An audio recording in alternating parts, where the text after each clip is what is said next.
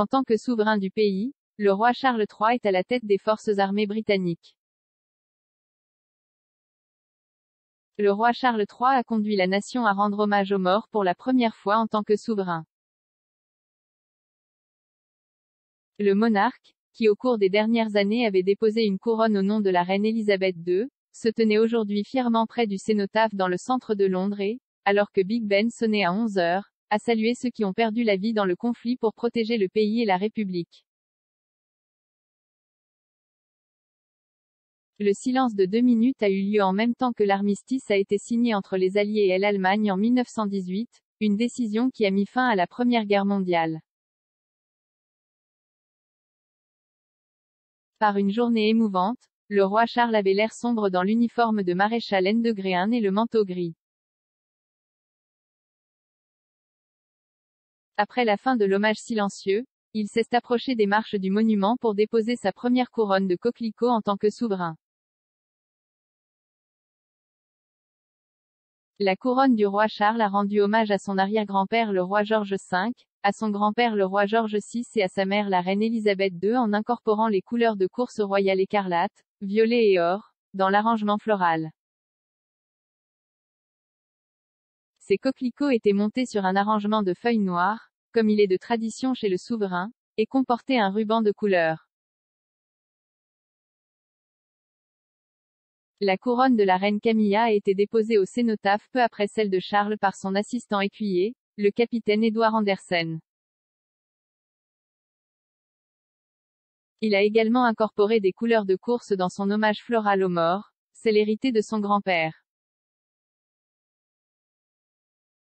Pendant que le roi accomplissait ce devoir sacré, sa femme Camilla regardait depuis le balcon voisin du bâtiment du Bureau des Affaires étrangères, du Commonwealth et du Développement, debout à côté de Kate, princesse de Galles. Le prince William a déposé la 3e couronne royale au cénotaphe, qui comprenait les plumes du prince de Galles et un ruban rouge du pays de Galles. Il a été suivi par son oncle le prince Édouard et sa tante la princesse Anne, qui ont également déposé leur couronne. D'autres membres supérieurs de la famille royale se tenaient sur les balcons du bâtiment du Bureau des Affaires étrangères, du Commonwealth et du Développement, notamment Sophie, comtesse de Wessex, et le duc et la duchesse de Gloucester. Ils ont rejoint les milliers d'anciens combattants et de familles de militaires qui se sont rendus à Whitehall pour cette journée de commémoration. Le dépôt des gerbes royales a été rapidement suivi par ceux des politiciens, le Premier ministre Rishi Sunak en tête avant d'être suivi par le chef de l'opposition, Sir Keir Starmer. Dans un communiqué publié avant le service, M. Sunak a déclaré « Cette année plus que jamais, nous nous rappelons une énorme dette de gratitude que nous devons à ceux qui ont donné leur vie pour protéger leur pays.